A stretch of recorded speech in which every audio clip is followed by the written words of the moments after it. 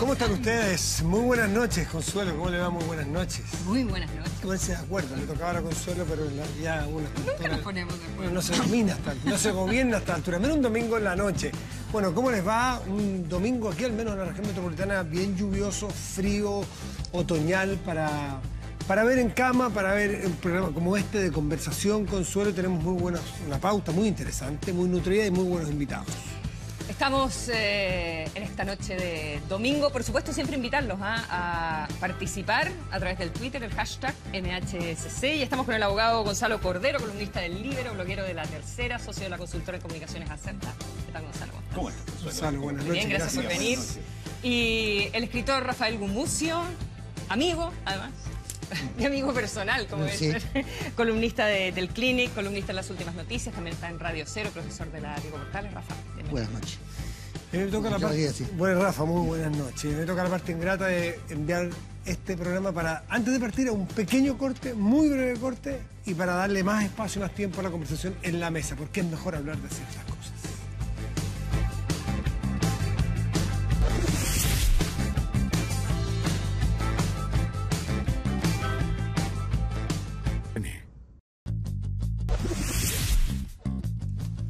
Rápido. Ahora sí, ¿ves? Era muy corto, muy breve y entramos. Y el término para poner sobre la mesa y para echar a correr la bolita es la canallada. Es una canallada publicar lo que se publicó, lo que Revista ¿Qué pasa? Publicó, la presidenta consideró que fue una canallada. Es lo que tiene que hacer un medio de comunicación. El medio de comunicación se equivocó y tuvo que revertir, debió haber mantenido... en fin, hay un montón de consideraciones y matices en este caso. Vamos a ver la cuña, vamos a ver la declaración y volvemos a la mesa con Gonzalo y Rafa. Yo quiero hacer unas declaraciones respecto a una información que ha salido en un medio nacional hoy día que me involucra, o sea, que aparezco mencionada mi nombre. Quiero primero que nada decir que desmiento tajantemente, categóricamente toda esa información. Creo que es una canallada, que es una infamia y que además no descarto un montaje. Qué tiempo nos hablaba de montaje y todo. Gonzalo, ¿qué te parece a ti? A mí me gustaría aproximarme al tema con una mirada primero un poquito más de más perspectiva. Yo creo que en Chile se ha instalado desde hace algunos años hasta esta fecha un cierto sentimiento de que a las personas, si tienen un cierto nivel de poder, ya sea político, ya sea empresarial, hay como un cierto derecho a tratarlas mal, a golpearlas, porque entre comillas, se lo merecen, porque son poderosos. Algo habrán hecho, parece que es como la lógica que está instalada. Y yo creo que esto es una buena oportunidad porque lo que se dice respecto a la presidenta, esta publicación, a mí me parece particularmente desafortunada. Puede ser que yo tenga una especial sensibilidad con el tema de la autoridad presidencial. Yo soy muy respetuoso de la autoridad presidencial. Pero creo que también es una oportunidad para mirar que sería bueno que como sociedad observáramos el estándar que hemos estado aplicando en el último año, en los últimos 2 años, 3 años. Y cosas como esta se le han hecho, creo yo, a otras personas. Claro, no personas que ocupan el lugar que ocupa la presidenta de la República, pero se le han hecho a otras personas. Entonces, a mí lo que me parece es que esta es una buena oportunidad para que todos reflexionemos un poco y no digamos, cuando le toca a los otros, es un ejercicio de transparencia, y cuando me toca a mí, es una canallada. Yo creo que aquí hay un estándar que se ha corrido más allá de lo razonable. Ahora, respecto al medio de comunicación, a mí me parece que lo importante ahí es el juicio ciudadano, el juicio de la gente. Yo no creo que sea las vías legales la manera de enfrentar esto a los medios de comunicación. En eso me pareció bastante acertada la columna de Carlos Peña, donde él distingue entre la obligación que tiene el medio de no mentir intencionalmente, pero no hacer recaer sobre el medio la obligación de comprobar la veracidad de todo lo que se publica por su intermedio. Pero en ese caso, si tú compartes lo que plantea Carlos Peña, se contradice con lo que estás diciendo en un comienzo, porque Carlos Peña dice, bueno, en particular respecto a los funcionarios públicos, mejor equivocarse porque también es parte de lo que significa ser funcionario público, aceptar en ciertos casos las equivocaciones de la prensa, porque al final el deber de la prensa es actuar publicando la verdad, pero no como un paper académico en que tú tienes que investigar durante un año para poder publicar algo, sino al menos actuar. La base es de acuerdo a lo que tú sabes que es verdad hasta ese momento y sin mala intención. No, lo que pasa es que yo este punto lo trato respecto de que se accione legalmente, que se le busque una responsabilidad legal al medio. Ahora, si uno... no respecto del trabajo periodístico. No respecto del trabajo periodístico, no respecto del juicio que la sociedad hace de este tipo de publicaciones. Yo creo que, por lo demás, eso es lo más importante respecto del medio y respecto del tipo de debate que tenemos en nuestro país. No llegar y validar y decir cualquier cosa de las personas y cuando se hace, que haya, yo echo de menos un cierto estándar, como les digo. A mí me da la impresión que se usa mucho en nuestro país la tendencia a medir las cosas con metros diferentes cuando me afectan a mí o cuando afectan al otro. Una acusación permanente es así. Rafa, ¿tú qué hubieses hecho? ¿Cuál era tu mirada sobre este caso? ¿Te ves una canallada? Bueno, yo creo que el medio se equivocó al no poner contexto, digamos, no decir quién es el que habla, porque si lo habla un señor un borracho en la esquina es distinto si lo habla alguien que sabe sobre el tema. Es decir, cuando hablan sobre, no sé, un aterrizaje en la luna, no le puedes preguntar al primer borracho en la esquina y no es lo mismo que si le preguntas a un astrónomo de la NASA. Yo creo que ahí hubo un error de contexto.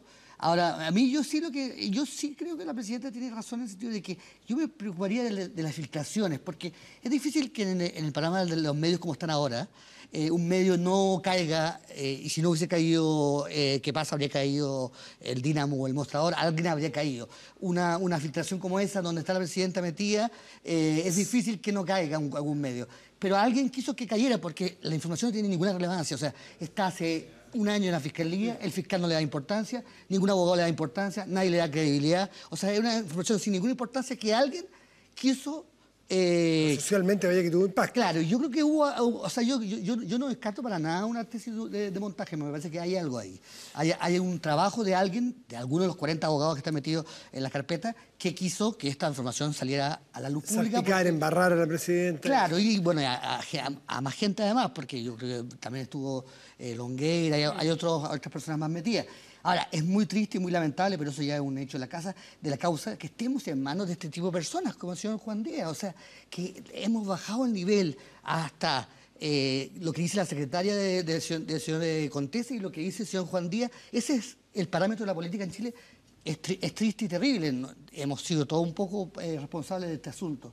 Pero es verdad que también esta figura de Juan Díaz a mí me interesa mucho, esta figura, porque siempre existía la idea de que la derecha robaba en grande y la izquierda tenía estos operadores políticos medio rasca y la UDI Popular ha logrado unir ambos mundos, o sea, unir lo peor de ambos mundos. Es decir, el señor Juan Díaz era como estos operadores como del PPD que uno conocía antes, como medio frescolines, pero que nos robaban mucho, unido con la gran empresariado.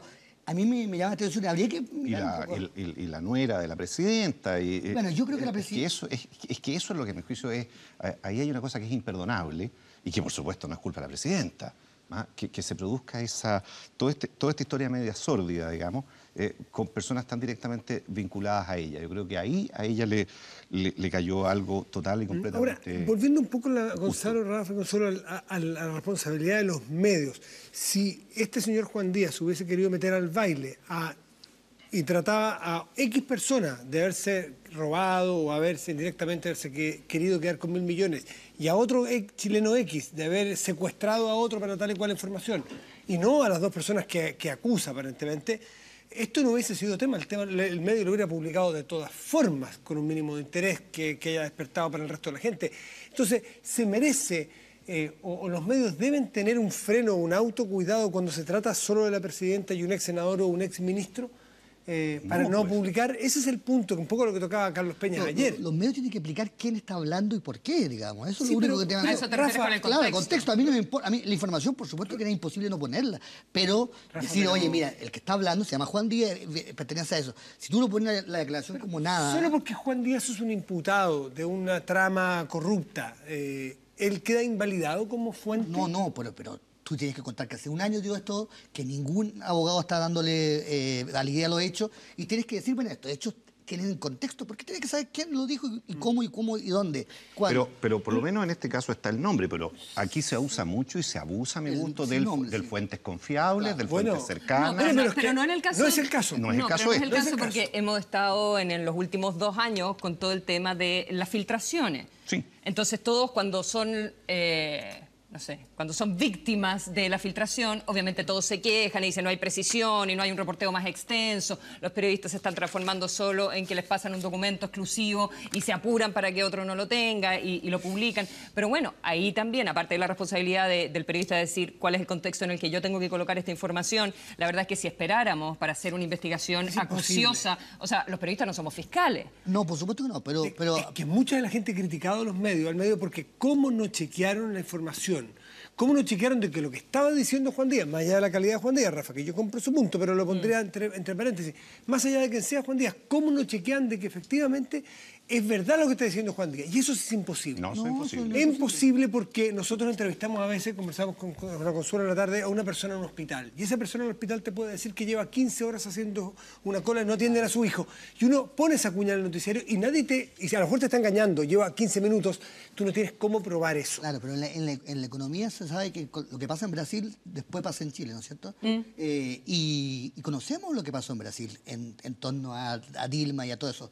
O sea, la política de la filtración y cómo se filtra y cuándo y cómo no es siempre ingenua, ni siempre simplemente una cosa. Ni en Italia fue así, y lo que va a terminar pasando, y eso es lo que me parece muy terrible, es que si somos todos ladrones, son todos ladrones, entonces compremos el más ladrón de todos. Pongamos a Berlusconi o pongamos ahora al señor Temer en Brasil. O sea, esa de la limpieza y la transparencia termina transformando poniendo en el lugar más transparente de todo. O sea, Berlusconi era transparente, porque él no escondía nada, era evidentemente lo que él demostraba. Y eso a mí me asusta y me da miedo y veo que estamos a paso acelerado hacia eso. O sea, la verdad disyuntiva da la impresión de que donde sí parece ser una operación en que el señor Juan Díaz quería que nosotros habláramos de él, habláramos eventualmente de las personas que él quiso inculpar, que metiéramos a más gente que él y su grupo a este lío, es decir, que creciera un poco la bola de nieve. ¿No sé? Ahora, el fiscal habló hoy día en alguno de... Y porque da la impresión de que él nos hace pisar el palito a todos porque él hablaba a sabiendas de que iba a pasar lo que pasó. Escuchando. Entonces ahí hay una disyuntiva de responsabilidad del medio, más allá de qué personas trata, en este caso la presidenta y un exministro,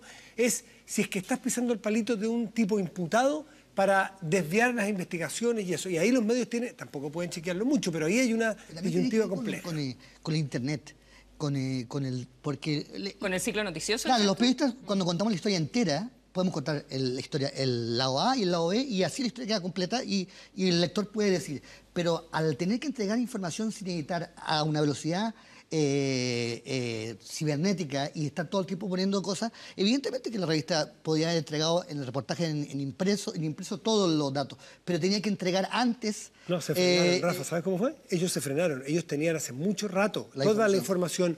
Varios medios tenían y no le dieron el peso, no le dieron la seriedad, no pasó los filtros que ellos habían autoimpuesto. Y por lo tanto pusieron solamente ese ojo de la llave en la revista que pasa.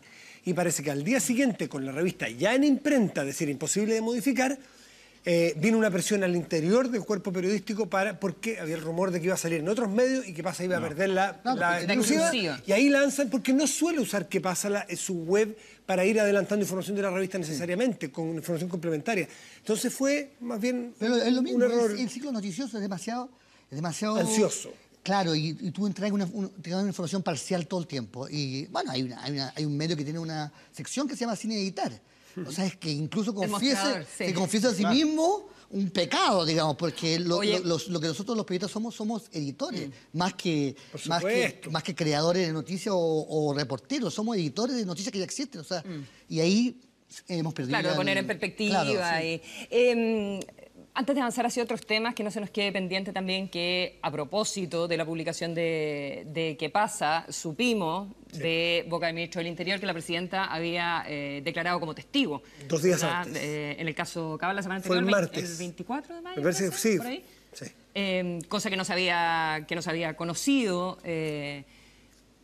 Y la presidenta ha estado todo este tiempo tratando de alejar de la moneda el caso Cabal, y esto lo vuelve a instalar. Confunde mucho las cosas. Y confunde las cosas, porque ellos dicen, no, vamos a decir, y la idea era que el fiscal determinara hasta cuándo era secreta esta diligencia, pero la verdad es que preferimos darlas a conocer, dice el ministro del Interior, para que no se confunda con que no tuviera que ver con la publicación sobre las transcripciones de las conversaciones telefónicas de Juan Díaz, pero queda todo más enredado que nunca.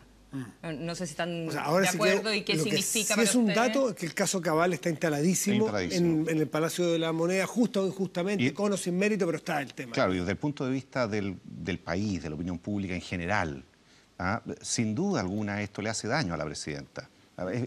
Es muy difícil que en el común de la gente se haga un juicio razonado y se separen las cosas y se pueda distinguir y la gente efectivamente piense, en la inmensa mayoría, no, en realidad ella nada tiene que ver con las cosas que haya podido hacer su nuera y su hijo, son temas distintos. En cierto sentido yo digo, qué bueno que ella, como cualquier chileno, declaró. Y digo, qué pena que la presidenta de Chile haya sido llevada probablemente esto va a revictimizar ahora hacia otro de los temas que han estado en la agenda noticiosa durante toda esta semana, que es el actuar de Carabineros, la inhibición o no de Carabineros luego de lo que sucedió, ¿verdad?, el 21 de mayo, pero también de lo que sucedió con la marcha de los estudiantes esta semana y cómo actuó Carabineros en esa oportunidad, también la discusión respecto del Instituto Nacional de Derechos Humanos. Vamos a conversar de eso ahora. Cuando llegaba un libro, entonces le decían, ¿qué te pareció? No hay que publicarlo, y lo publicaban. Yo creo que ella debería usar a Jorge Burgos como un barómetro a lo inverso. Cada vez que le dice algo, ella debería hacer lo contrario de lo que dice Burgos, porque evidentemente Burgos no está en este gobierno, está trabajando para otro gobierno, no sé cuál, pero no para este, digamos, no para la presidenta. Entonces, yo creo que debería usarlo un poco de barómetro a la inversa y hacer exactamente lo contrario de lo que él le dice que haga, digamos. Oye, pasemos a la situación de Carabineros y después del 21 de mayo y toda la discusión que hubo. Además, tuvimos marcha frustrada esta semana de los estudiantes. Y frustrante también.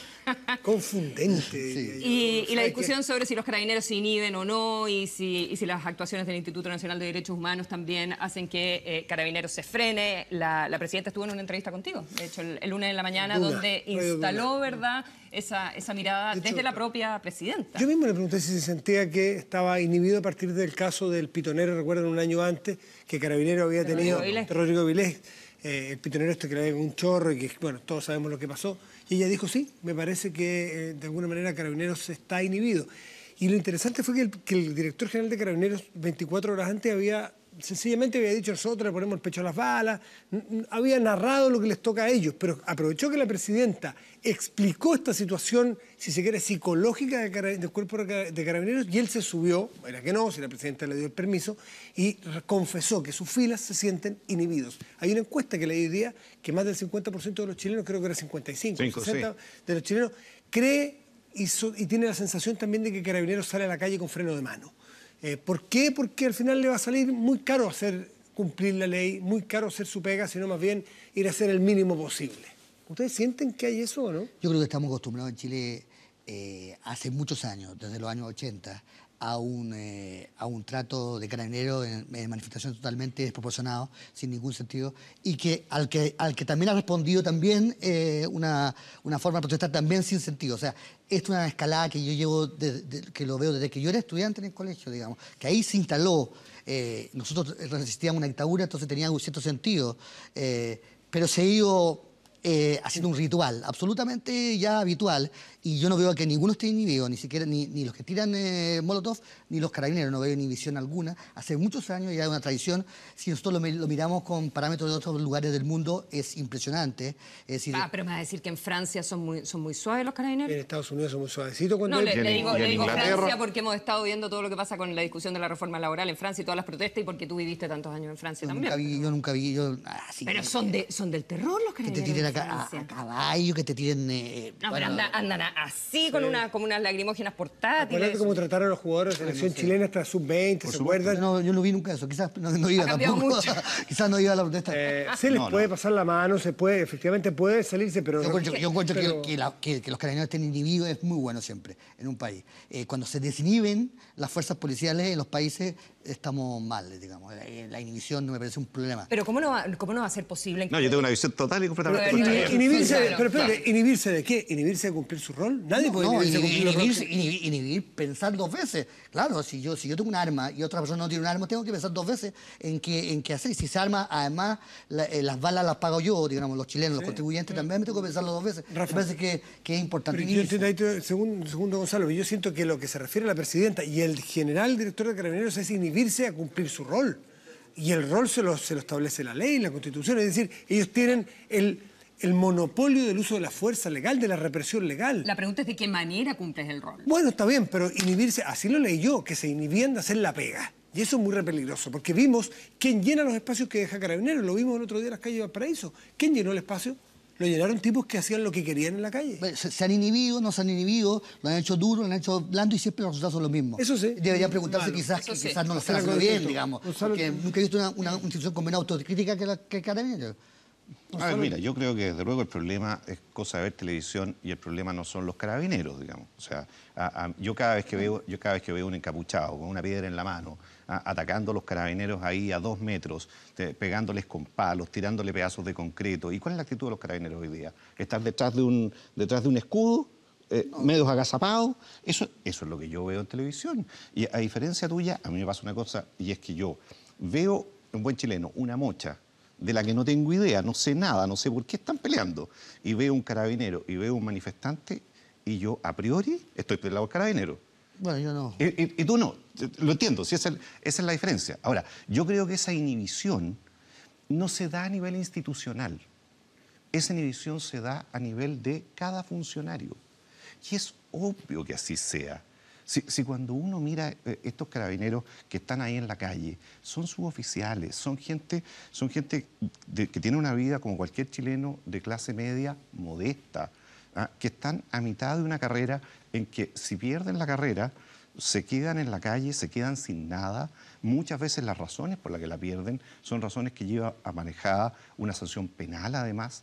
Entonces tú dices, cuando estás ahí, y te estás jugando al final la seguridad de tu familia, tu futuro personal, ¿te vas a poner a repartir palos? En ese caso la situación no tiene remedio.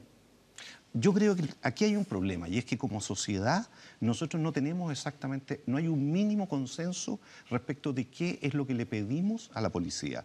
Ese cumplimiento de la ley, ¿cuál es? Señor, mantenga el orden público o señor, contenga todo lo posible.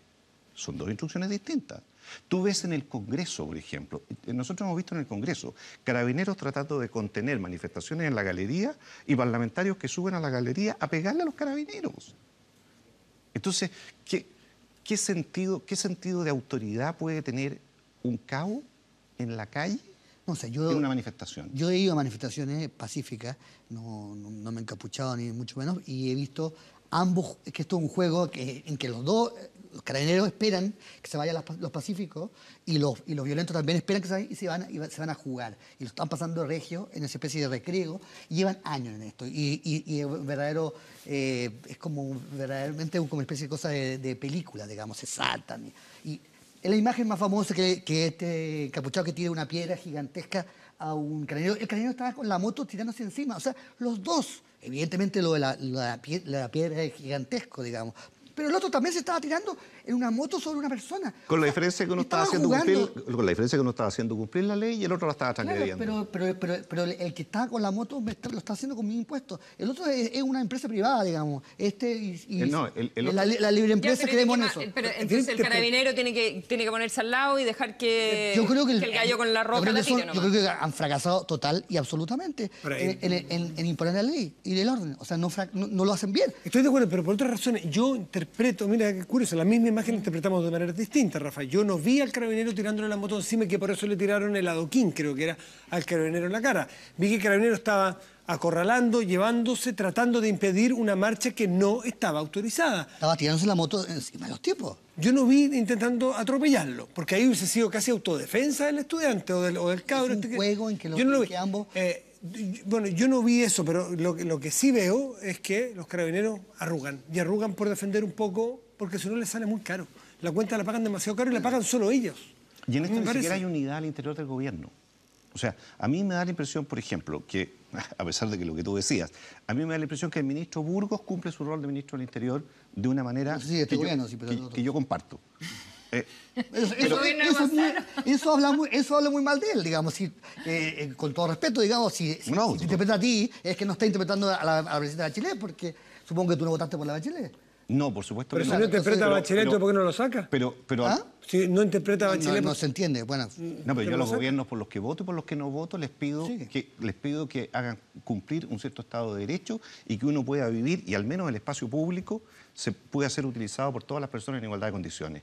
Porque esta lógica de la patota que se ha apropiado de la calle, yo al ministro del Interior de un gobierno, cualquiera que sea, vote yo por él o no, yo le pido eso. ¿Pero lo están impidiendo? ¿Están realmente Carabineros en Chile impidiendo? Porque yo no le puedo pedir... yo no le puedo pedir al encapuchado que sea responsable, cívico y patriótico, porque eso no es...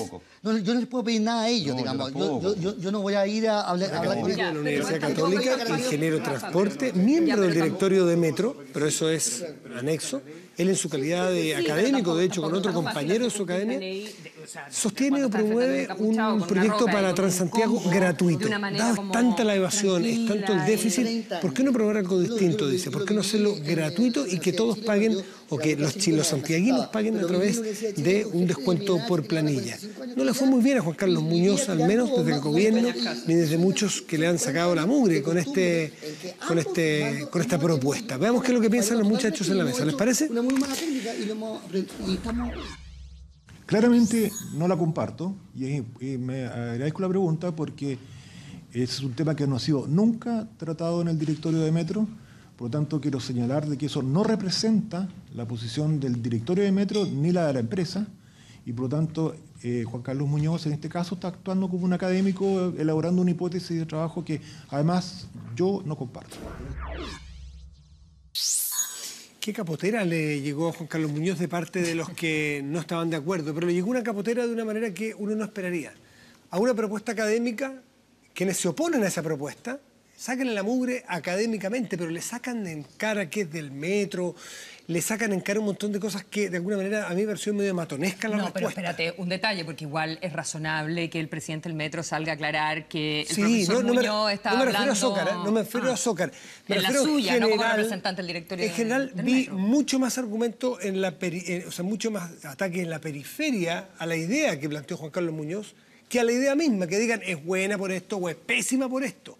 Me pareció que nos quedamos en la periferia de quién es, por qué lo dijo, que está loco, que no está loco, en vez de decir, técnicamente los números no me dan o sí me dan. Pero bueno, ahí está la idea. ¿Les parece a ustedes que es apropiado que la propuesta de que los santiaguinos a través de un descuento por planilla paguemos todo el Transantiago de tal manera que sea gratuito, que una gratuidad está por ahí nomás, porque es pagada de otra forma, pero que en las calles es vender el sillón de Donoto, ya que no paga la gente, entonces no pongamos torniquete?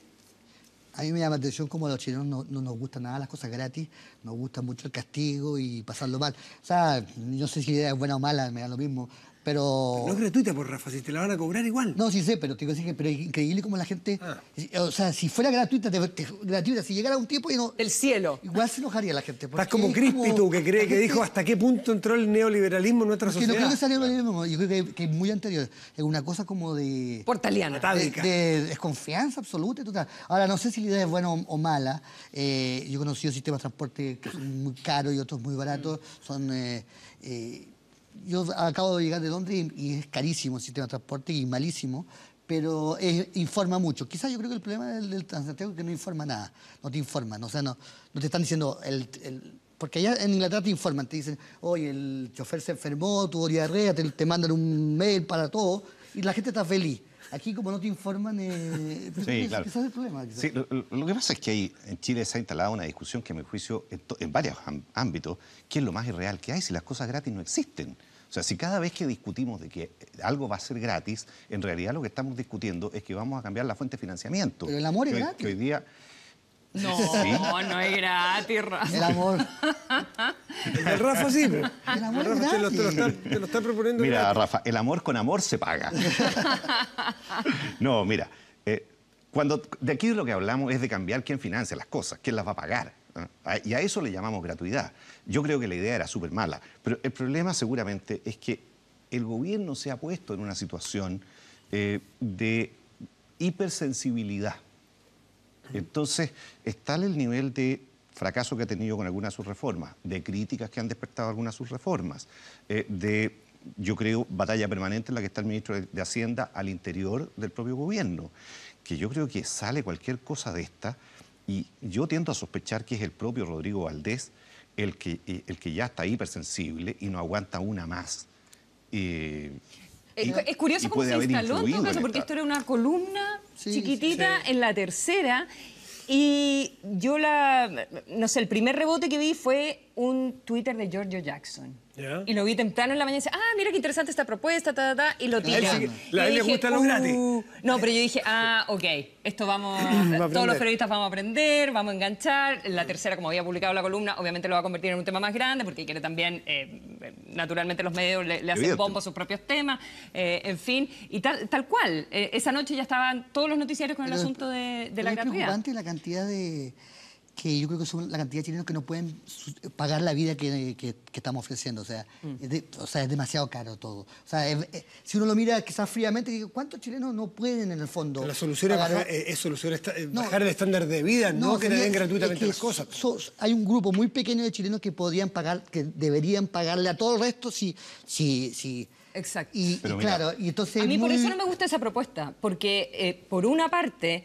Obliga a toda la gente que tiene contrato de trabajo, es la idea, en la región metropolitana, a que te descuente supuestamente 15.000 pesos. Pero además obliga al empleador a pagar 15.000 pesos. Lo que ya me parece bien poco probable que eso suceda, porque a los empresarios en general no les gusta pagar extra nada, y lo hemos visto en muchas discusiones. Somos muy pocos lo que... Pero voy Rafa, pero lo que tú planteas es que además, si uno dice quién va a estar pagando por eso, porque finalmente vas a tener a la gente más pobre, que hoy día quizás evade, pero quitándole 15.000 pesos de su sueldo, que es un montón de plata, y además si obligas al empleador probablemente va a ajustar día salario para no perder. Entonces yo decía, bueno, si estamos con un problema así en el sistema de transporte, pongamos un subsidio más grande, más fuerte, para que la gente que no tiene la plata... Reconozcamos que hace rato no están pagando los que lo usan, porque se está pagando a través del subsidio del Estado.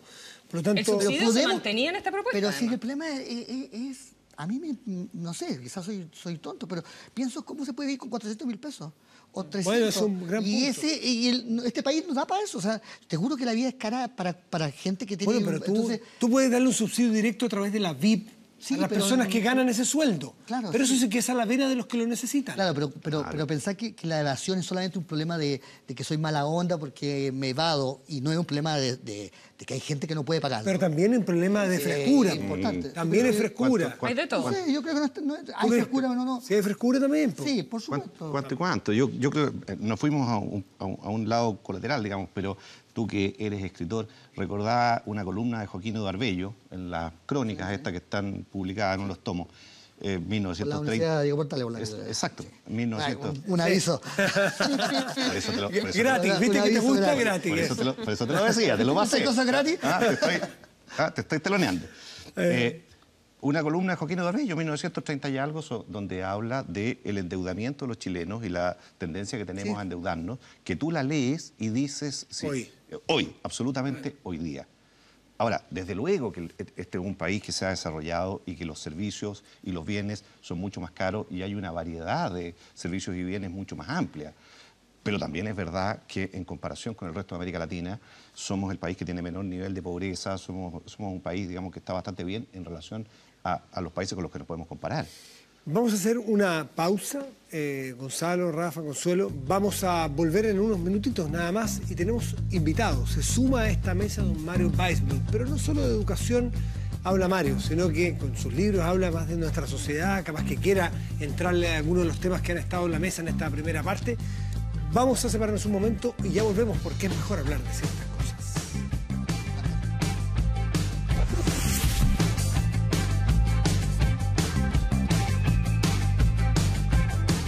Estás viendo Mejor Hablar de Ciertas Cosas.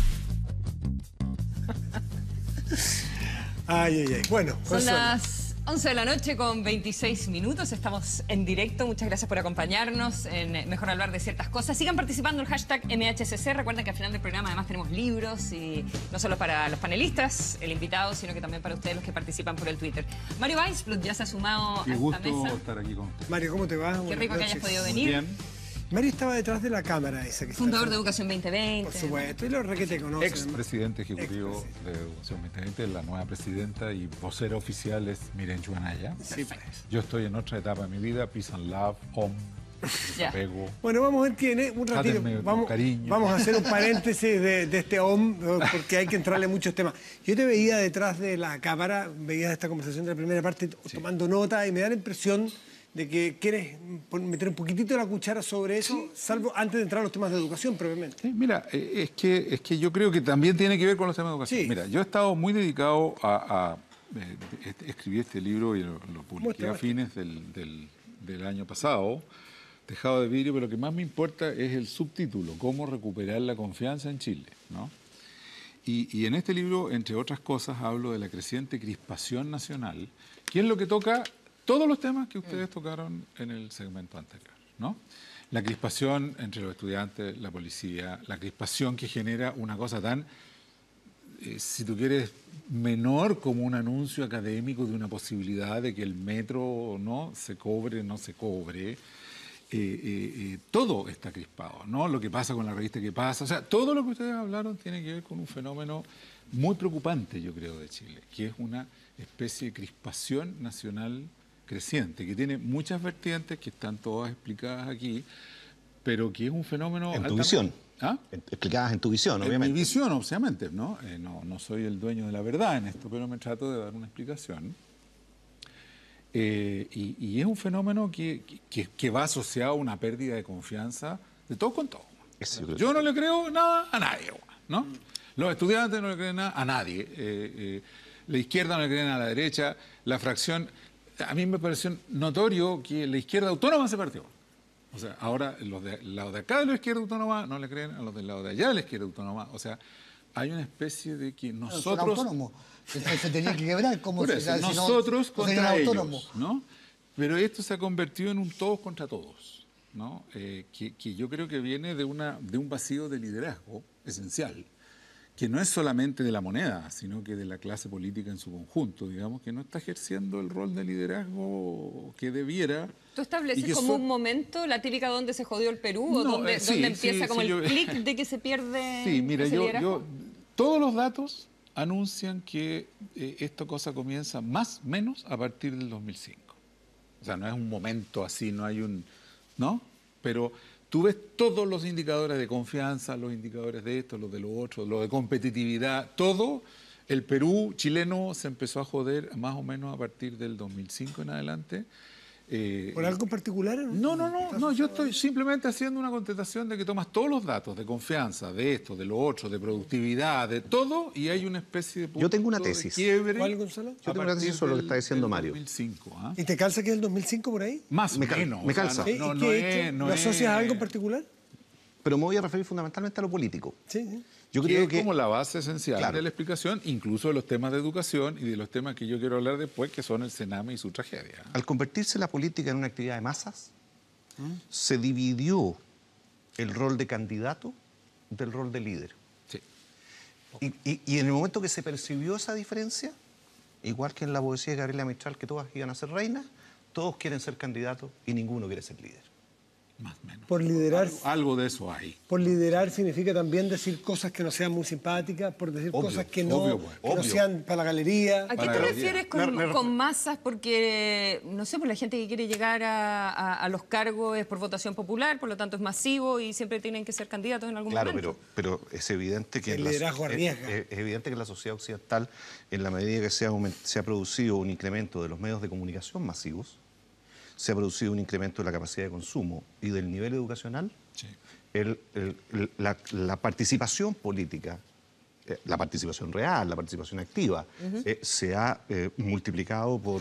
Ahora, Sí, pero yo yo creo no- que yo es no- la yo no explicación, soy- pero no es la única. ¿ah? No, por cierto. Hay Rafa, varias ¿tú qué- variables. qué piensas, Rafa? Yo soy marxista y pienso que los problemas son de la distribución del poder económico, y simplemente un país tan concentrado económicamente no puede haber confianza porque no existe real igualdad. por eso, esa es otra de las- Cuando el señor otra Luis de las dice, yo soy vertientes, una persona, soy un hombre como usted y como yo, nadie le cree. Mira. Yo sé que es que es un ser humano igual que nosotros, y él también lo sabe, pero la gente cree que no, digamos. Y está el mundo que quiere creer que él no es como yo, y yo ojalá sea como él, y sea invulnerable, y luego gano 2 millones y sigo siendo mortal. Y lo que creen que igual hay que matarlo porque no es como yo. Yo creo que la desigualdad, más todo lo que ustedes están diciendo, que creo que también son importantes, hace que esto Pero yo creo que hay más que...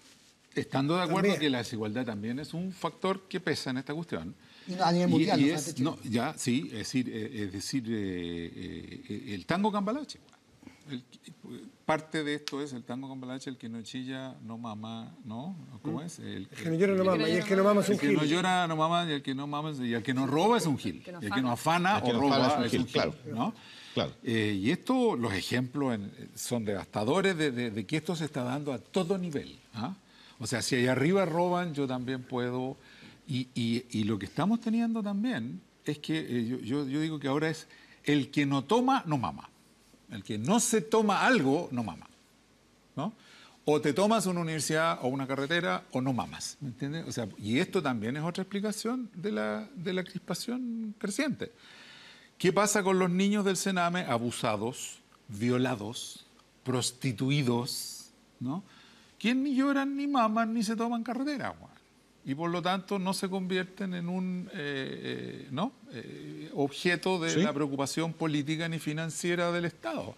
Lo que estamos viviendo, si me permiten un pequeño comercial anuncio sobre esta cuestión, es un horror, ¿no? Es la peor violación de los derechos humanos que ha habido en Chile. Esto es histórico, no es de ahora, pero que ahora se destapó, como se han destapado muchas otras cosas. Por la muerte de Lisette. Sí, pero estamos hablando de cientos y miles de niños abusados, hacinados, violados, prostituidos, no en todos los centros del Sename, pero sí en varios de los centros del Sename. Estamos hablando, queridos, de pequeños campos de concentración, en que los chicos no es que vayan a un horno crematorio, pero van a una vida destruida. Fíjese, o sea, como entraste ahí, y de ahí saliste... O sea, de ahí ya no saliste como ciudadano. Mario, con ¿te ninguna fijaste que esperanza? la semana pasada, cuando ocurrió lo del león en el zoológico, muchacho que aparentemente estaba con alguna distorsión mental. Nos crispamos todos, de nuevo. Una de las razones que daba la gente al día siguiente, y decían, claro, pero espérate, lo que decían, que Franco, cuando uno explicaba, bueno, este muchacho no tenía una vez, el pobre cabro venía del Sename. Era una explicación social que todos nos dábamos como diciendo, es parte de los problemas de él. Pero ¿qué porcentaje de los delincuentes de Chile vienen de infancias violadas y vulneradas? Inmensa mayoría. Pero eso no es tema. Hay que designar, hay que construir más cárceles, hay que poner leyes más duras, pero el origen de esta cuestión no es tema. Permíteme un segundo. Es que estoy muy choreado con esta cuestión. ¿No? Sí, pero nosotros no tenemos la culpa. No, pero déjame descargarme, ¿no? Aparte del problema ya del resumidero, que es el Sename, que es como donde termina el niño ya cuando ya su tragedia personal o de sus padres ya, ¿no? Los datos de UNESCO y UNICEF es que el 25% de los niños de Chile son severamente abusados en su casa. 25%, compadre. O sea, tenemos enferma el alma en Chile y después nos quejamos de la delincuencia, ¿no? Entonces la niñez en Chile está en el abandono más absoluto, la despreocupación más absoluta. No estoy inventando, están los informes de CIPER, los informes de la Contraloría, los reportajes recientes de la revista Paula, la comisión investigadora de la Cámara de Diputados, el diputado Zafirio mesándose los cabellos. Es decir, los datos están. Y el Sename tiene que ser un espacio de protección, porque no es No, solo y de cuando un niño... rehabilitación. Exacto, Pero rehabilitación, y de cuidado. No, pero es que, Mario, O sea, es que hay dos niveles. olvídate, Sabemos ¿no? que hay dos niveles del Sename y los dos funcionan muy mal, y además se supone que estamos esperando la ley que los separa, que uno es para los niños que han cometido delitos, Ahora, pero otro es para niños que necesitan protección, que niños que se sacan quedan de solos, su casa, claro. Pero si me donde permite- son vulnerados, y los llevan a un lugar que es peor. Niños no infractores. Solo No si infractores. Si me permites terminar este Exordio. descarga, Juan, este exordio que estoy... Es que yo te quiero hacer una pregunta. No voy a después. usar la palabra, Juan. Muy fea la palabra. Enojado, Juan. Mira, la impasibilidad gubernamental de ahora y de siempre sobre este tema es patética. La ministra de Justicia no parece que él se le quite el sueño por esta cuestión. La presidenta del Consejo de la Infancia no parece quitársele el sueño por esta cuestión. La presidenta de la República no parece que se le quite el sueño por esta cuestión. Entonces, uno dice, bueno, ¿y qué pasa? Esto es bastante más grave que si la gratuidad universitaria o no la gratuidad universitaria, o que si la ley de inclusión o que si no la ley de inclusión. O sea, o que el Transantiago si se paga así o se paga así, pero como que no se oye, cri-cri, weón, cri-cri. Y yo me he tratado de explicar qué pasa. Y aquí termino mi incordio, exordio, o como lo quieran llamar. Yo creo que aquí hay 3 elementos políticos que se retroalimentan perversamente. Al final es la economía política de las cosas la que define qué pasa, ¿no? Lo primero es que los niños abusados y sus madres no votan ni votarán, porque están suficientemente jodidos en su vida como para no andar votando en las elecciones. Ni se toman carreteras, ni se toman universidades, o sea, no están entre los que maman a través de la toma o del voto, ¿no? Por ende, entonces, la institucionalidad de la infancia es considerada como marginal y se entrega como premio de coto de casa político. El Sename, esta vez le tocó a la DC, ¿no? Doña Marcela Labraña está ahí para preparar su candidatura parlamentaria, digamos, y llenó de operadores, ¿no?, para preparar su candidatura. Y siguen ahí todos los operadores, ¿eh? Salió la directora, pero el aparataje, digamos, sigue, ¿no? Es decir, no hay preocupación por la industria y mucho menos hay preocupación financiera. Arreglar esto está bastante estimado, no te puedo decir una cifra exacta, pero arreglarlo en serio, me refiero, ¿no? Es que independiente de la institucionalidad, tú necesitarías unos 150 millones de dólares al año de una reforma tributaria que fueron 8.000 millones de dólares. Es decir, pero, proyectado. Marginal. Más o menos, pero no me voy a pelear por si son 7.000, 6.000, 8.000. No, es que no sé cuánto es la Ya, pero la recaudación real, proporción ¿no? es marginal para el efecto social que pudiera pero tener. No es tema, o sea, no, hay que gastársela en cosas que dan votos. No, es que yo creo que Mario plantea un tema que es súper importante, que está en el trasfondo de esto. ¿Cómo la democracia resuelve el funcionar sin ser capturada por los grupos de presión? Exactamente. De eso es lo que estamos hablando. De eso es de lo que estamos hablando. Estamos llenándonos de grupos de presión en distintos ámbitos. Porque, evidente, porque... Eso se llama populismo. ¿Eh? Yo no soy especialista en educación como es Mario, pero uno dice, ¿está bien equilibrada la balanza aquí en la preocupación que se le está dando a la educación terciaria versus a la que se le está dando? Para nada. No está, y claro, y uno dice, es el argumento que da Mario, o sea, los niños no marchan. no marchan. Ni las parvularias tienen la cantidad de parvularias Ya, que... pero no quiero poner pelo en la sopa, pero No, los niños marchan, pero por lo menos emocionan. Pero piensa cuando son adultos, estos mismos niños cuando son adultos y están presos, y solo hay que endulcerle las penas, y hay que, o sea, ahí sí que, eso sí que, o sea... la lógica castigadora de estos abusados 10 años después... Tú dices que no se toman cosas, pero yo creo que mucha de esa gente que tira piedrazo y que lanza... Algunos, no sé si tuvieron el Sename, pero son parte de la lógica... De los marginados. De los marginados y arrollados. Sí, se toman cosas, digamos. Oye, a propósito de Tomás... Tenéis toda la razón. Muchachos, a propósito de Tomás, estos muchachos que hoy día protagonizan Tomás han hecho declaraciones esta semana que no es bueno dejarlas pasar. ¿Sí? Yo los quiero invitar a ver la siguiente. Es de Diego Arraño, señor director. Hoy día los estudiantes, lo dijimos, pasamos a la ofensiva, nos vamos a seguir movilizando. No solamente seremos 9 colegios en Santiago, sino que será todo el país movilizado, no dejándolo gobernar para y con los empresarios. Hoy día el movimiento estudiantil, lo hemos dicho, pasamos a la ofensiva y no los dejaremos gobernar. Movimiento estudiantil. Sí. Hablemos del movimiento estudiantil. A ver. Ahora no está muy claro qué buscan, porque ha habido reformas, incluso hay algunos que... Hay un catálogo de demandas. Pero son hay un shopping list de demandas de los estudiantes. ¿Eh? No es que a ver, no Mario, buscan nada. ¿cómo te explicas tú? Bueno, mira, yo parto diciendo que yo voy a valorar siempre, y Educación 2020 va a valorar siempre al movimiento estudiantil, especialmente el del 2006 y el del 2011. O sea, sin ellos no se habría corrido el cerco y nosotros mismos en Educación 2020 no podríamos haber avanzado las propuestas que avanzamos. O sea, hay ahí un... Aunque sea un grupo de presión que hizo Tomás, que era lo que planteabas recién. Sí, es verdad. Pero ya llevamos 10 años en que, como lo mencionó alguno de ustedes antes, o sea, todos los años esto ya es un rito. Sí. O sea, llega la nueva generación de dirigentes estudiantiles que se renuevan una vez al año, es un dato no menor, ¿no? Y dice, nosotros nos toca ahora superar la valla que nos dejaron los anteriores. Pero, sin embargo, la pregunta que uno tiene que hacerse con una mirada más distante, más ¿no? Es, bueno, ¿y qué está pasando que en Chile tenemos a los estudiantes 10 años ya? ¿No? Año tras año tras año.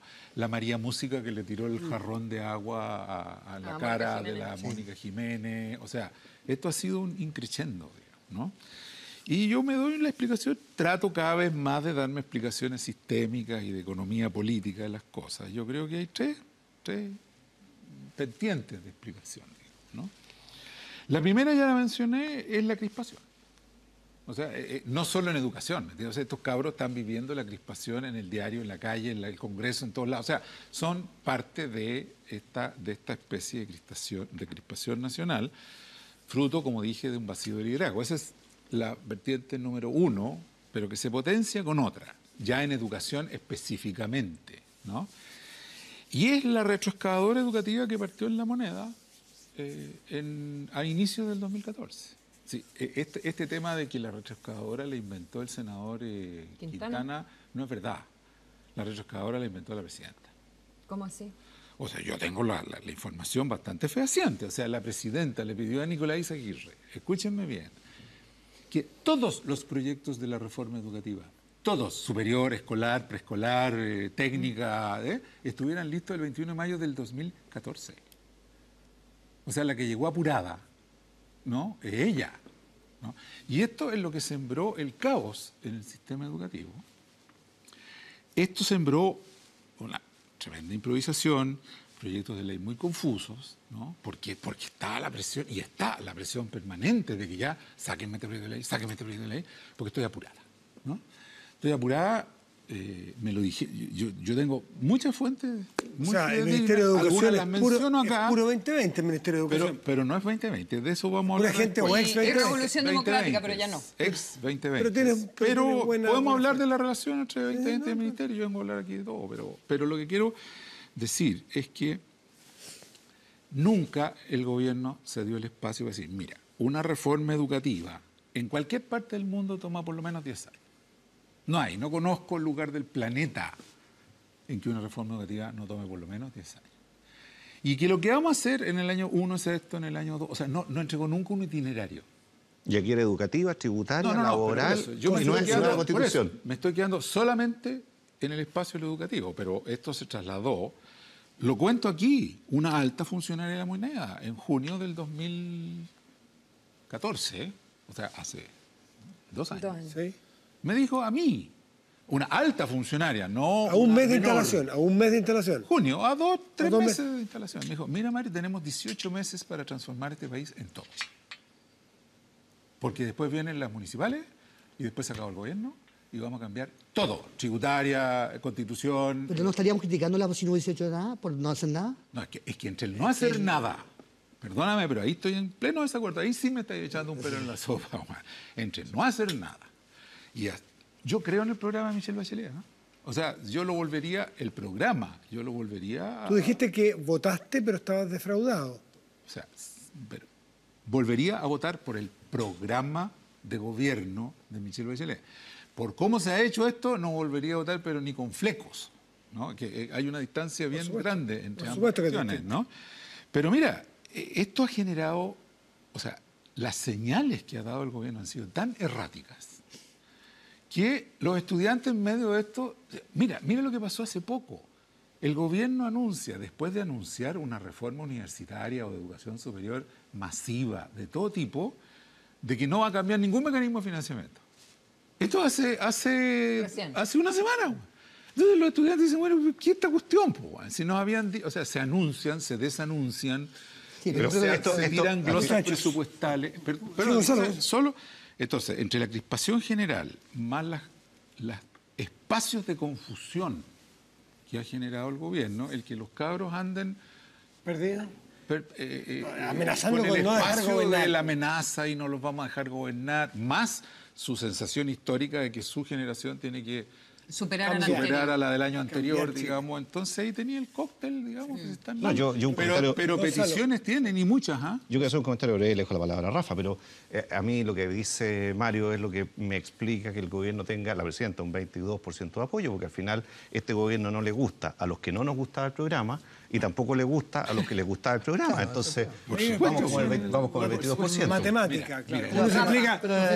Bueno, yo creo que la lógica de estos estudiantes es la lógica Franco Ferrada, el joven del León. O sea, no tiene ninguna... Está basada en una teoría que es la de Gabriel Salazar, que creo que es totalmente equivocada, que es la toma del territorio y una especie de anarquismo, anarcosindicalismo. Está perfectamente explicado y esto no es misterioso. O sea, no hay ningún misterio. Hay una teoría que es hacer Aysén, hacer Chiloé, es decir, construir poder territorial y de alguna forma destruir la idea del poder. Y está también esta especie de lógica Alamán, digamos, del desalojo. A mí me parece muy raro cómo estos jóvenes piensan igual que Alamán en la idea de dejar de que no nos dejemos gobernar. A mí me parece terriblemente... Pero creo que también el problema también es del gobierno, que no se sabe gobernar en sí.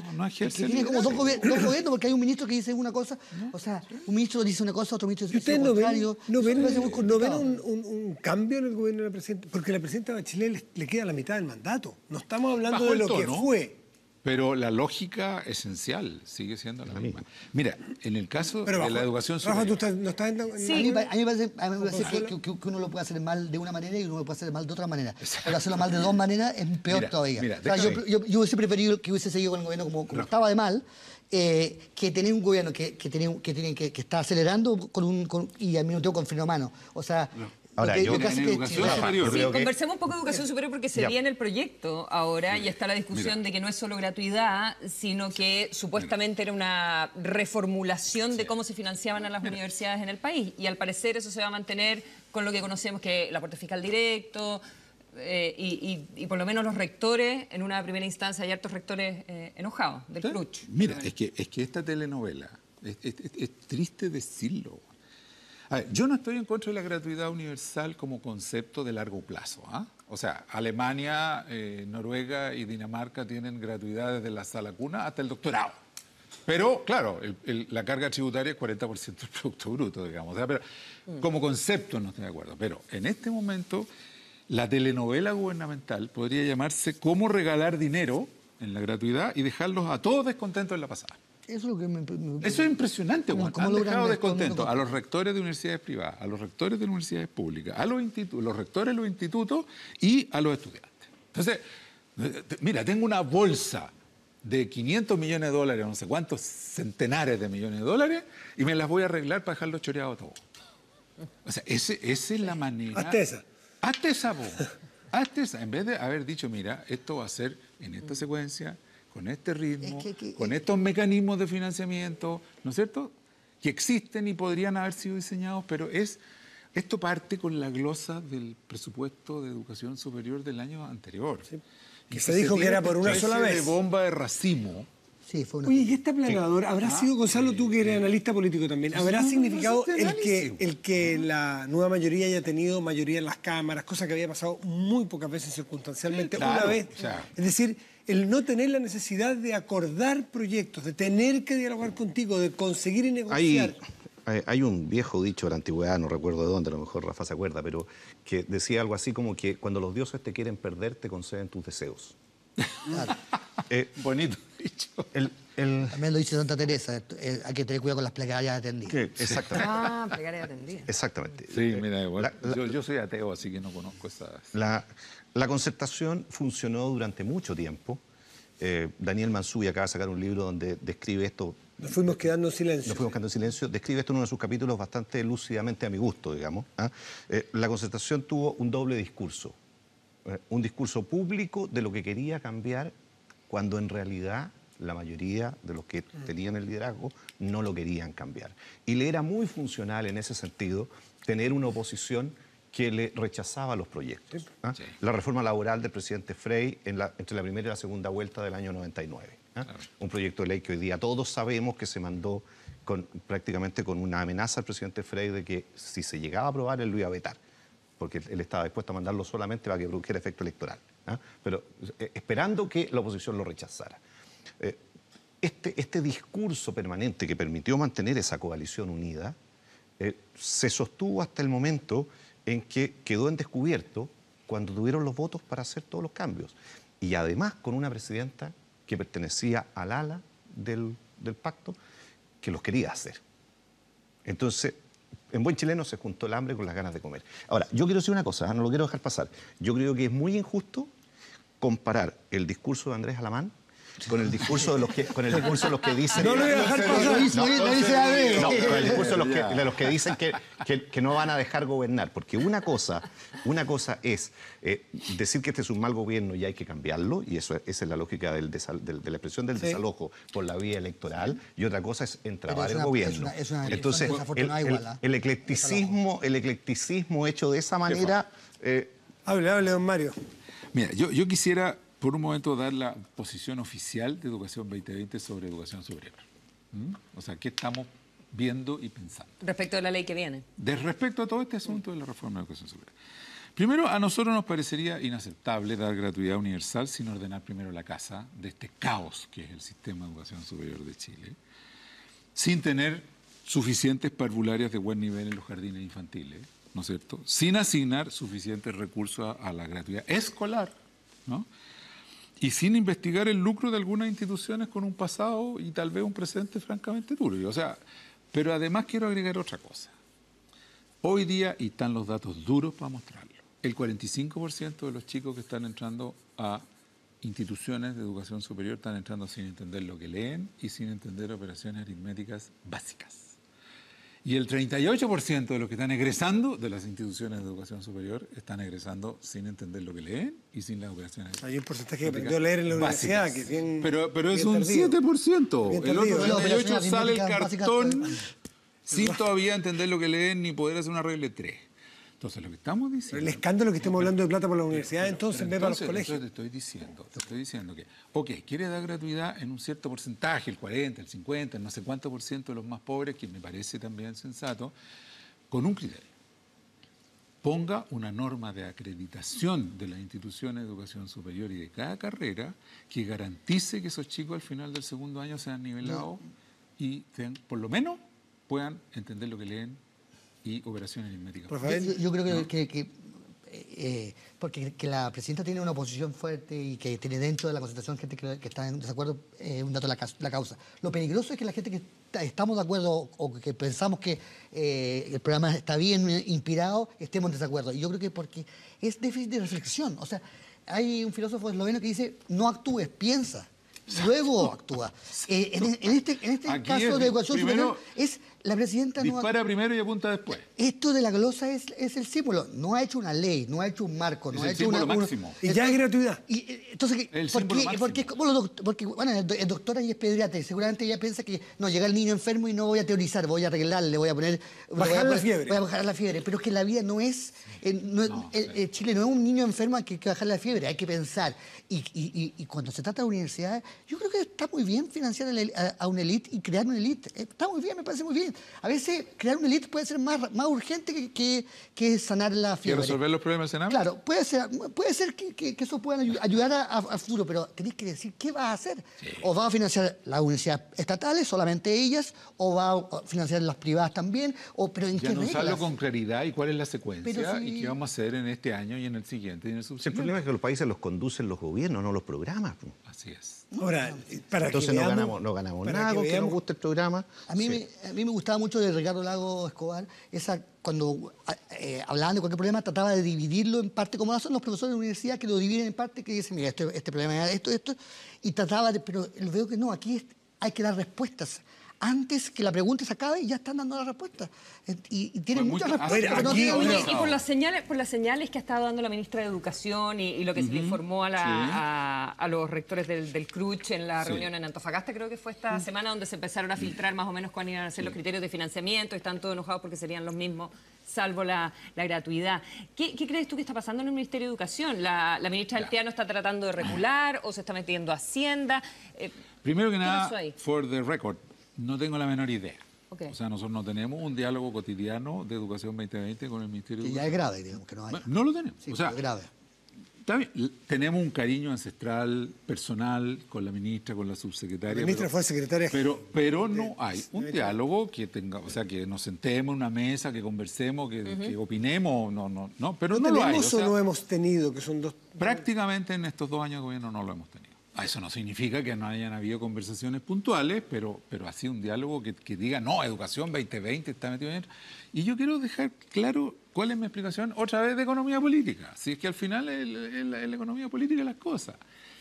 La gente cree en Chile, en donde estamos en una monarquía presidencial de 4 años de duración, con municipales por medio. O sea, esto es una explicación central de lo que pasa, ¿no? Que los ministros sectoriales de educación o de salud o de trabajo son los que hacen las reformas, no es verdad. Se hacen en la moneda. Y se han hecho en la moneda. Y en Hacienda. Y en Hacienda. O sea, esto es el gobierno de Chile. Los ministros son secretarios, no lo quiero hacer peyorativamente, que van y ejecutan las órdenes. Mira, el caso más cristalino es que la gente cree que en el gobierno de Piñera hubo 4 ministros de educación. Cosa que en lo formal es verdad. Tuvo Lavín, tuvo Bulnes, tuvo Beyer y estuvo la Carolina Schmidt. No es verdad en el sentido real. El único ministro de Educación del gobierno de Piñera se llama Cristian Larroulé. Y las cosas se hicieron y deshicieron en el escritorio de Cristian Larroulé. ¿Y en este gobierno quién es el ministro de Educación? Michelle Bachelet. A ver, pero 2 cosas. Dicen que Larroulé fue ministro de todo, no solo de educación. Bueno, por eso. Pero ya. Eso explica muchas cosas. Pero un momento. Y lo segundo... Estoy diciendo que Mario, aquí hay una monarquía presidencial de 4 años de duración y que mientras no cambiamos eso en la Constitución... entonces ahí ¿El ministro de Educación no era Crispi? Ahora que se fue, de Revolución Democrática, como se dice, que viene desde Diálogo. Pero es que eso, Mario, es cultural, No, ¿no? ¿Qué cambio constitucional vas a hacer para que los presidentes... Bueno, yo voy a pelear por mi propuesta, puedes estar en desacuerdo. Yo creo que ya... Déjame conocerla primero. Sí, déjame decirte. Yo creo que la peor de las situaciones es periodos presidenciales de 4 años... Sin reelección. Sin reelección y con una municipal al medio. Sí. O sea, esa cuestión no puede, o sea, está diseñada por el enemigo. Sí, eso ¿Tú sabes quién lo hizo esto? Esto no lo hizo Pinochet. Nosotros, y esto tiene que ver con el 2005. Lo hizo Lago, ¿no? ¿Ah? Lo hizo Lago, ¿no? Ah, no, espérate. Sí. El gobierno de Lago fue 6 años. Cuando llegamos con Pinochet, la Constitución decía 8 años. Sí. Salvo los 4 años iniciales del gobierno de transición. Pero eso se modificó el 89. Sí. Por eso. Para el gobierno de don Patricio Elwin se modificó. Por eso. Después, de la manga, bajémoslo a 6 para Frey. ¿Se enteró la ciudadanía? Por ni un lado. 6. ¿Por qué? Pero por 6. Mira, votamos por Frey por 8 años. Tú y yo. O sea, en esa elección Tú no. se votó... No. Espero. No, los chilenos, ese día. Digo, los Yo chilenos... voté en esa elección. No, por El eso, los país chilenos votó. El país votó, sí. eligieron ¿Por Arturo Alessandri? presidente por 8 años. Y entre que... ¿tú votaste por Arturo Alessandri? Fuiste tú. Votaron y asumió 6. Esto está descrito en un libro de Claudio Fuentes bellísimo que se llama El Pacto. Y es el pacto entre RN, la UDI, el PS y la DC para ir acortando los periodos presidenciales de manera de poder seguir rotando con mayor facilidad y rapidez la cosa. Las cuerdas para el trompo. ¿Ah? Las cuerdas para el trompo. Y en el siguiente periodo, vámonos a 4. Y esto fue un acuerdo en que estuvo Saldívar, Carlos Minami, Alamán, o sea, los mismos de siempre en que fueron acortando. Y esta es una cuestión suicida para el país porque hace que todos los presidentes Mario, lleguen. Y mi propuesta, la mía, puede ser otra. Sí. La mía es régimen semipresidencial, profesor. Ah, ya. Como los que hay en Como el que acaba Lo que propone Alamán. Alamán propuso eso. Y yo estoy 100% de acuerdo. Yo no tengo ningún temor en estar de acuerdo con nadie. Como el de Francia. Como el de... hay muchas variantes. Está la de francesa, la alemana, está la de Inglaterra. Pero ¿cuál es la lógica de eso? Tú tienes un primer ministro y un presidente. El primer ministro es... Ciertos papeles. La inglesa no, la inglesa es un régimen parlamentario 100%. Bueno, por eso te estoy diciendo que hay distintos grados. No voy a entrar ahora en discutir las pros y contras de las fórmulas, ¿no? Yo me postulo, si Pero lo quieres. que te quiero decir, y El rey de la Araucanía. lo importante de esto es que si tú tienes una coalición de gobierno que lo está haciendo bien a juicio de la gente, dura 10 años, 8 años, 15 años. Del color que sea. La Thatcher duró 15. Claro, ¿para qué amarrarse un periodo? Y a la vez, si lo está haciendo pésimo, a los 6 meses va para afuera. Y sin traumas. Yo te aseguro que si hubiéramos tenido un régimen semiparlamentario, no se hubieran atrevido a hacer las locuras que se trataron de hacer con la retroexcavadora. No, porque con el 22% porque caía el gobierno... hubiera caído. No, con el 22 no, con el 45. Ya hubiera bastado caer de 60 y tanto a 45. Entonces, yo lo que quiero proponer y joder con proponer, más allá de la educación, es que hay una reforma constitucional urgente, que es cambiar el régimen de gobierno en Chile. Ya, y parlamento unicameral, por cierto. El régimen político. El régimen político. Yo Oye, creo que... nos está pillando el tiempo. Quiero saber cuál es volviendo brevemente al tema de los estudiantes, cuál es tu proyección con todas esta oleada que los estudiantes han anunciado, que ya están con hartas tomas de colegio. Mira, yo creo que tal vez sería hora de que los estudiantes renueven un poquito su estrategia. Yo creo que están empezando a latear a la gente. O sea, como que la gente... No, pero gente que es muy partidaria de su movimiento ya está muy aburrida. En el 2011 ahí está. estaban las familias, los abuelos, los papás y los hijos y los chiquitos desfilando por la Alameda. Ahora ya son unos poquitos que andan agarrados a combo con los pacos y de pasada están destruyendo lo poco que va quedando de la educación pública. O sea, el lema es defendamos la educación pública y de pasadita cerramos las instituciones públicas. Casi 1 millón de estudiantes han dejado la educación pública. Entonces yo creo que sería hora de que ayornaran o renovaran un poquito, pero mi predicción es que yo creo que vamos a convivir con esto. Yo quiero preguntarle a Mario de toda esta colección de reformas en educación, hay una de la cual se habla poco, pero que tiene un mérito, que fue muy transversal, y todos los expertos dicen que es la mejor y la que va a atender definitivamente más a la calidad, que es la carrera docente. Sí. Se habla poco porque es fome, ñoña. Estuvieron todos de acuerdo, no hubo pelea. Pero una huelga de los profesores. Sí, pero espérate. Compárala, no me refiero a los sectores políticos, compárala con los otros. Sí. Y todos dicen que esa es muy buena, 2.300 millones de dólares, y parece ser que la que efectivamente llega a la vena de la calidad. ¿Qué te parece a ti? Mira, yo creo que hay que decir también las cosas positivas. Yo creo que la ley de inclusión, que a mí no me pareció que se lanzara al principio del gobierno, pero fue un avance. El fin del copago. Sí, el fin del lucro, copago y selección. O sea, yo creo que es un avance de desegregación, no de calidad, pero de desegregación del sistema educativo. Yo creo que fue un avance positivo, muy positivo. Y no fue tan terrible como se... No, pero fue un año fue un año de sacadas de cresta, perdón.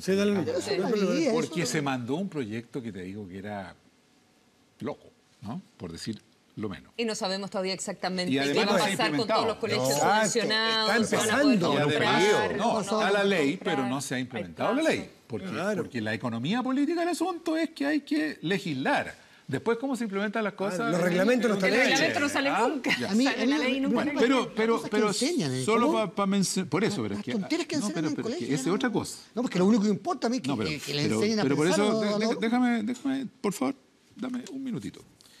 La nueva ley de carrera docente, que puede ser perfectible, puede ser, ¿no?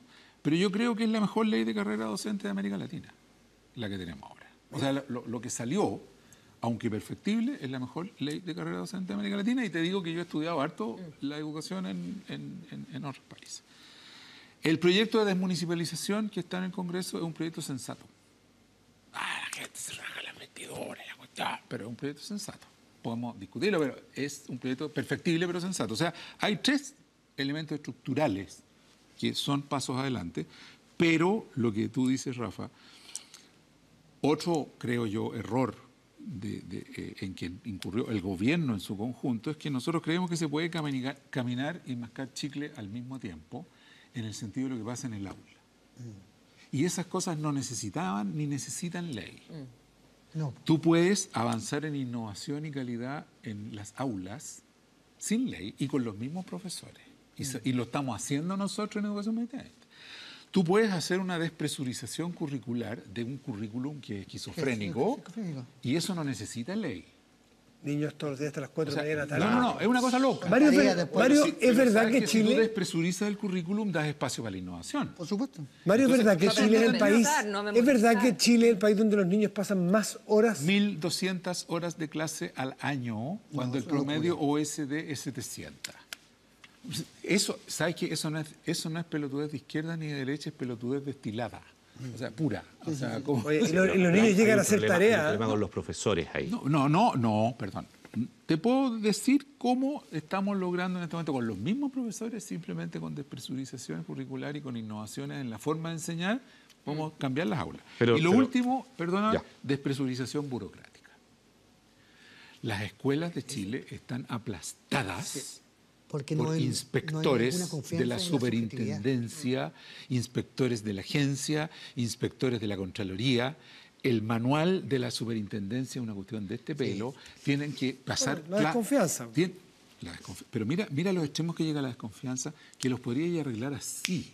Y que te ganaría un bono de buena voluntad de todas las escuelas de Chile, particulares, públicas. Tenéis que pasar listado cada hora. Sí. ¿Por qué tenéis que pasar listado cada hora? Porque no voy a hacer cosa que le estéis robando 1 hora de clase a la subvención. Es la subvención por hora. ¿Sabes cuánto es el precio de esa hora de clase?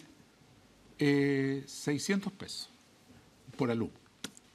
Pero no es estar... Entonces, Juanito, yo quiero estar seguro de que está en el aula de 8 a 9, de 9 a 10, de 10 a 11, de 11 a 12. Y después tenéis que reportarlo al ministerio. Y después Nos vamos a ir a un corte. Por Dios, que cosas razonables y cosas que todos estarían de acuerdo.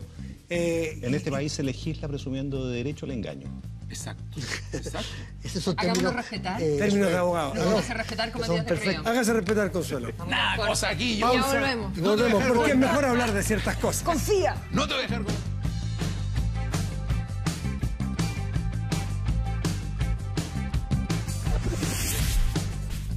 Díganle que les enseña. Exactamente. Ya. Bueno, por ahí va. Estamos de vuelta, nos pasamos todo el corte comercial, quizás escucharon... Hacerle una por, pregunta a Mario que se por la internet hice. lo que estábamos hablando. Una pregunta que le hice en el corte a Mario y me gustaría compartirla con ustedes porque cuando la escuché a Harald Beyer y me impresionó. La jornada escolar completa, que es del año 98. ¿Es de Frey? Sí, Frey. No me acuerdo, pero sí, hace más de 10... Que fue una tremenda revolución desde el punto de vista de la infraestructura, Y de del gasto currículum, monumental. gasto. Fue Lagos. Entiendo que fue, o que está medido que el aporte ha sido cero prácticamente. Mira, el aporte está medido. A ver, tuvo un efecto positivo, y es tener a los cabros que muchas veces están pateando piedra en la calle, digamos, tenerlos guardados, entre comillas, ¿no? En ese sentido tuvo un beneficio. Pero en términos de impacto en los aprendizajes, queridos, en términos de impacto en los aprendizajes, el CIMSE famoso, que no creo tanto en el CIMSE, pero es lo que hay, ha venido aumentando a razón de 1 punto por año en Chile, lo cual, si tú extrapolas, en unos 40 o 50 años más podríamos estar en un nivel decente. Y la curva no se alteró en un ápice en los aprendizajes. Por la jornada escolar. Por las jornadas escolar. 97. ¿El año 97? Sí. O sea, ya llevamos... Ahí se aprobó. Estaba feito. Sí, O sea, ya llevamos Frey. casi 20 años de reforma escolar, perdón, de jornada escolar De jornada completa. Y los niños siguen saliendo a las Porque 4 la de tarde manera del de colegio, enseñar, locos. es del siglo XIX. Se habla poco de eso. Aula. Se habla poco de eso. Aula. Lo que tenemos que hablar ahora es de algunos libros antes de despedirnos que vamos a presentar. Oye, sí, la Feria Chilena Hoy día, del Libro nos mandó los libros hoy día. Premio Nobel de Literatura del 2015, Svetlana Alexievich, Ese Voces lo de leí, Chernobyl. lo leí. ¿Rafa lo leyó? ¿Bueno? Tremendo. Tremendo. Sí, muy bueno. Ya, ahí Premio está. Nobel. Sí. La ciudad y sus límites de Jaime Fierro también está aquí. Gracias. La punta del iceberg, la aspiración marítima boliviana y sus implicancias en la seguridad y defensa de Chile. Muy bien. Y otro premio Nobel, Mario Vargas Llosa, y está su última novela. ¿La leíste, Rafa? No. ¿Las 5 esquinas? No, No está tan bien criticada. La presión de Herb, no. No te atrae. Yo leo poco, ¿ah? Pero escribe más, Murakami, El elefante desaparece, y Mario Weisflug, que nos trajo Trajo su libro y aquí está El tejado de vidrio. Este Sobre lo vamos a todo, mandar lo que por me Twitter, interesa es ¿ya? leer el subtítulo. ¿Por qué porque no es el que pusiste más- ese subtítulo? La ¿Por editorial. qué la editorial? La editorial, tú sabes, la editorial. ¿Cómo recuperar la confianza en Chile? Ese debiera ser el título. Este del va a ir libro. para el Twitter de todas maneras. ¿Ah?